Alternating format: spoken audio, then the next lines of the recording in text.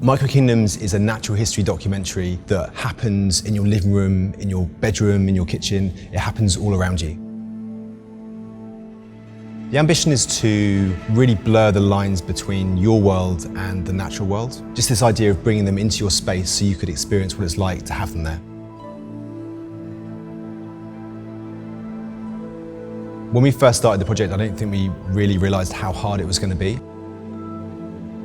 The platform and the technology is amazing, but it's still very embryonic. And also there's no best practice around like what is a good story, like how do you tell a good story in mixed reality.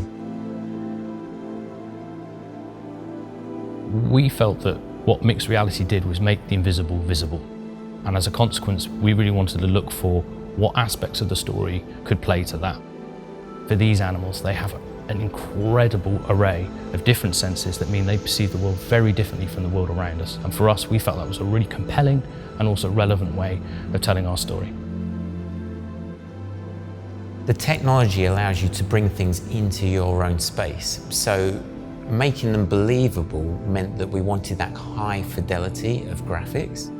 The natural history department were great at providing both photo and video references. By analysing those and looking at those, we were able to then model creatures from these, making sure proportions were right. We then used photogrammetry for environmental props. We used real-world textures to texture these objects. All the way through that process, you're checking and double-checking that things are true to life. The way the ants move around, the way they communicate is completely authentic to how they would behave in the wild. Likewise with the spider, the way it stalks its prey, the way it responds to your presence. This experience is extraordinary because very quickly you forget that you're wearing a machine and you are literally just in the world of these animals. The Natural History Unit's aim is to engage people with the natural world. This technology can take you there. Possibly the most enjoyable thing about writing for immersive interactive projects is that you kind of have to throw the rulebook out. You have to adapt.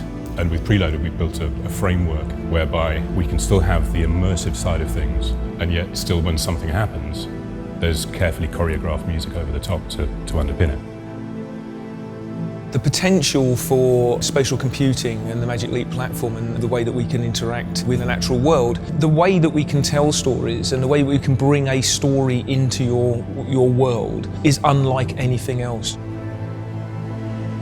What I believe is that these new immersive platforms like mixed reality, like virtual reality, are showcasing ways in which audiences can engage with our content in ways that we've never seen before.